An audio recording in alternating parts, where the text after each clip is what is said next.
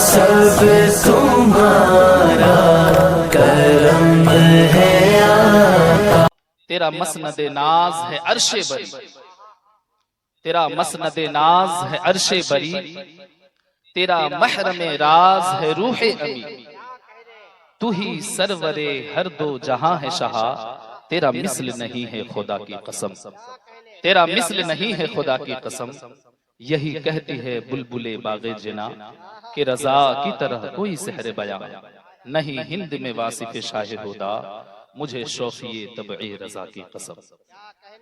हजरात मोहतरम, हम और आप जिस मजलिस में बैठे हैं, आज मदरसा गुलशन रजा में 8 हिफाज़े किराम की फरागत के मौके से ये जलसे दस्तार बंदी का हसीन मंजर आपकी निगाहों के सामने है। और ये मजलिस हर साल की तरह इस साल भी हो रही है, और हर साल यहाँ से फारिग होते हैं और दीन की खिदमत में लग जाते हैं। बहरहाल मैंने खुतबे मसनूना में जिस आयत करीमा की तिलावत की है उस पर गुफ्तगू करूंगा। वक्त की शमशीर मेरे गर्दन पे है, तो इसलिए मुख्तसर में कुछ खास बातें आपके जहन में डालने की कोशिश करता हूं। लेकिन आइए सबसे पहले हम सब मिलकर अपने आका नबी रहमत सल्लल्लाहु अलैहि वसल्लम की बारगाह नाज में दुरूद सलाम का हदिया पेश कर ले। पढ़िए बावाज़ बुलंद, अल्लाहु रब्बु मुहम्मदिन सल्लल्लाहु अलैहि वसल्लम नहनु इबादु मुहम्मदिन सल्लल्लाहु अलैहि वसल्लम सलातुम व सलामुन अलैका या रसूल अल्लाह सल्लल्लाहु तआला अलैहि वसल्लम। अल्लाह अज़्ज़ा वजल कुरान अज़ीम में इरशाद फरमाता है, या अय्युहन नासु क़द जाअतकुम मौइज़तुम मिर रब्बिकुम व शिफ़ाउन लिमा फ़िस सुदूर। ऐ लोगों, तुम्हारे पास तुम्हारे रब की जानिब से नसीहत आई, व शिफ़ाउन लिमा फ़िस सुदूर, और दिलों की सेहत आई, व हुदम व रहमतुल लिल मुमिनीन, और हिदायत और रहमत ईमान वालों के लिए। मुफस्सिरीन फरमाते हैं कि यहाँ जो मुराद है कि नसीहत आई, इससे मुराद कुरान अज़ीम है कि ऐ लोगों, तुम्हारे पास नसीहत की एक किताब कुरान अज़ीम आई, और तुम्हारे लिए नसीहत है, ईमान वालों के लिए रहमत और हिदायत है। सुभान अल्लाह, ईमान वालों के लिए हिदायत और रहमत है। अब सुनिए मेरे आका सल्लल्लाहु अलैहि वसल्लम की दीवानों, गौर से सुनना तो बात समझ में आएगी। अल्लाह के रसूल सल्लल्लाहु अलैहि वसल्लम जिस जमाने में पैदा हुए वो जमाना जमाने जाहिलियत में शुमार किया जाता था, और जाहिलों की कसरत हुई थी, उस जमाने में होती थी। लेकिन याद रखिए मेरे आका सल्लल्लाहु अलैहि वसल्लम जिस जमाने में आए, अगरचे वो जमाना जाहिलियत का दौर था, लेकिन उस वक्त बड़े बड़े फुसहा और बुलगा अरब में पाए जाते थे, और उनको अपनी जबान पर बड़ा नाज था, बड़ी शान और शौकत के साथ वो खुद पर गुरूर किया करते थे, और अपने अलावा को वो अजमी और जाहिल समझा करते थे। ऐसे वक्त में मेरे आका सल्लल्लाहु अलैहि वसल्लम तशरीफ लाते हैं अरब की सरजमी पर, और दुनिया वालों को बताते हैं, ओ दुनिया वालों, तुम हो अपने वक्त के फसीह, तुम हो अपने वक्त के बलीग, लेकिन याद रखो अल्लाह ने मुझे कुरान लेकर भेजा है। अल्लाह तबारक व तआला ने अपने हबीब को कुरान का मुअजिजा दिया, और कुरान एक ऐसी कामिल किताब है जिसमें हिदायत भी है, जिसमें रहमत भी है, दुनिया के तमाम मसाइल का हल मौजूद है, जिंदगी गुजारने के तरीके को कुरान अज़ीम में बयान किया गया है। अल्लाहु अकबर कबीरा। मेरे आका सल्लल्लाहु अलैहि वसल्लम के जमाने में बड़े बड़े फुसहा जिन्हें अपनी जबान पर नाज था, जब कुरान अज़ीम मेरे आका ने जमाने के लोगों को सामने पेश किया, तो बड़े बड़े फुसहा भी उसके सामने घुटना टेकते हुए नजर आ रहे हैं, और सबके सब खामोश नजर आ रहे हैं, सबकी जबानें साकित हो गई है, सब खामोशी के मंजिल में चले गए हैं, और या तो वो कुरान अज़ीम की फसाहत और बलागत को तस्लीम करके मुशर्रफ पर इस्लाम हो जा रहे हैं, या तो फिर अपनी फसाहत और बलागत पर नाज करना छोड़ रहे हैं।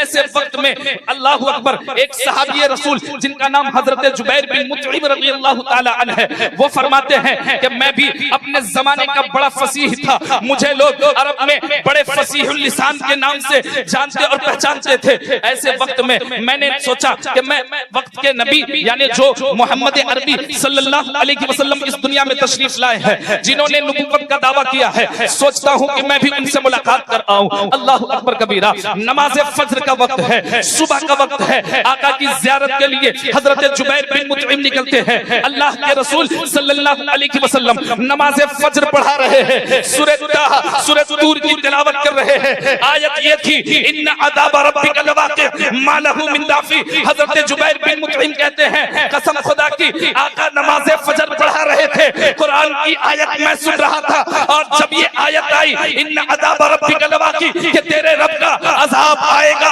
मा लहू मिन दाफ़ी, और उसे कोई टालने वाला नहीं है। कसम खुदा की, इस आयत को सुनने के बाद मेरे जिस्म का हर रोंगटा खड़ा हो गया और खौफे इलाही में मैं कांपने लगा। कुरान के इस जुमले को सुनकर मेरे दिल की दुनिया बदल गई और मैं समझ गया, अरब में करोड़ों पढ़े लिखे जरूर होंगे, लेकिन कसम खुदा की, आका पर उतरने वाला कुरान पूरी दुनिया में सबसे बड़ा मौजज़ा बनकर आया है। कुरान की आयत सुन ली थी आप मुशर्रफ इस्लाम।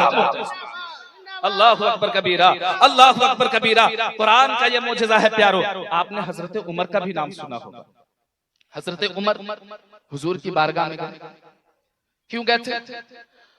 सुना कि बहन और बहनोई ईमान ले आए, सोचा कि उनको भी सजा दे दूं, हुजूर से मिलकर माज़अल्लाह कत्ल कर दूं। आपको मालूम होगा, पहुंचे, पहले बहन और बहनोई किया, कहा क्या पढ़ते हो तुम लोग, सुनाओ। पढ़ा गया, सूरह ताहा की तिलावत हुई। आपने सुना, कुरान की आयत का असर यह था कि जो उमर हुजूर के कत्ल के इरादे से निकले थे, वही उमर कदमे रसूल में गिरकर कह रहे, या रसूलल्लाह मुझे इस्लाम कबूल है। सुभान अल्लाह, अल्लाहु अकबर कबीरा। सोचिए मेरे आका सल्लल्लाहु अलैहि वसल्लम पर उतरने वाले उस कुरान अजीम का मौजज़ा क्या है। प्यारो, आपने ये सोचा होगा कि कुरान पर गुफ्तगू क्यों हो रही है। आप देखें, नारे तकबीर, नारे रिसालत, उलमाए किराम, मेरे आका सल्लल्लाहु अलैहि वसल्लम के दीवानों, आप देखें बड़े खुशनसीब है, इस मजलिस में बड़े बड़े उलमाए किराम और शुहराए किराम तशरीफ ला चुके हैं। तो बात ये हो रही थी कि इस जलसे में कुरान पर गुफ्तगू करने का मतलब ये है कि आज इस मिंबरे रसूल से जो 8 फारिगीन फारिग होने वाले हैं, वो भी कुरान अजीम के हाफिज है, वो भी कुरान के मुहाफिज है, वो भी कुरान के नक्शे कदम पर चलने वाले हैं। कुरान पूरी दुनिया के लिए हिदायत बनकर आया है। आप देखें तो जरा, हजरत जाफर तैयार जब नज्जाशी बादशाह की बारगाह में जाते हैं और सूरह मरियम की तिलावत करते हैं, तो वक्त का वो बादशाह नज्जाशी बादशाह कांपने लगता है, खौफे इलाही में रोने लगता है। कुरान का ये मुजज़ा है प्यारो। सोचो, जब कुरान की तिलावत की ये तासीर है कि कुफ्र के अंधेरे में रहने वाला इस्लाम की रोशनी में आ जाता है, तो जब कुरान की तिलावत का ये असर है और ये फायदा है, तो जब कुरान की समाअत से ईमान मिल सकता है, तो क्या कुरान पर अमल करने से जन्नत नहीं मिल सकता? मिल सकता है ना जी। तो कुरान के मौजज़े को समझे। और मैं एक बात बता दूं, ये ऐसी किताब है, कसम खुदा की ऐसी किताब है, इसका तर्ज और तरीका आप देखिए। आप किसी से पूछिएगा कि तुम कौन हो, किताब से आप उसका नाम पूछिएगा, उसके राइटर का नाम पूछिएगा, वो नहीं बताएगा। लेकिन अगर आप कुरान से पूछिएगा, ए कुरान बता तू कौन है, तो कुरान कहता बल हुआ कुरान मजीद फी लौहिल महफूज, मैं कुरान अजीम हूं। मचल के बोल दे सुभान अल्लाह। कहा ए कुरान, मान लिया तेरा नाम कुरान है, तू आया कहां से है? कुरान कहता है तंजीलुम मिन रब्बिल आलमीन, सारे जहान के रब की जानिब से भेजा गया हूं। सुभान अल्लाह। कहा अच्छा मान लिया तू सारे जहान के रब से की जानिब से भेजा गया है, तेरा नुज़ूल किस पर हुआ है? कहा नुज़िला अला मुहम्मदिन सल्लल्लाहु अलैहि वसल्लम, नबी आज़म सल्लल्लाहु अलैहि वसल्लम पर मुझे उतारा गया है। फिर पूछा है कुरान, मान लिया तुझे नबी आज़म सल्लल्लाहु अलैहि वसल्लम पर नाजिल किया गया है, लेकिन ये तो बता तेरा काम क्या है? कुरान कहता है हुदल लिन्नास, लोगों की हिदायत के लिए आया हूँ। ए कुरान ये बता तू हिदायत के लिए आया है लेकिन किस महीने में आया? कुरान कहता है शहर रमजान अल्लज़ी उनज़िला फ़ीहिल कुरान, रमजान में आया हूँ। फिर कुरान से पूछा गया रमजान में किस तारीख को आया है? दिन में आया है, रात में आया है, ये तो बता। कुरान कहता है सुन इन्ना अंज़लनाहु फ़ी लैलतिल क़द्र, मैं शब क़द्र में उतरा हूँ। दुनिया वालों कुरान के इस तरीके ने बता दिया कि कुरान नबी पर उतरने वाला सबसे बड़ा मुअजिज़ा है और दुनिया में हक़ और सदाकत की अलामत कुरान अज़ीम। अल्लाहु अकबर कबीरा। अगर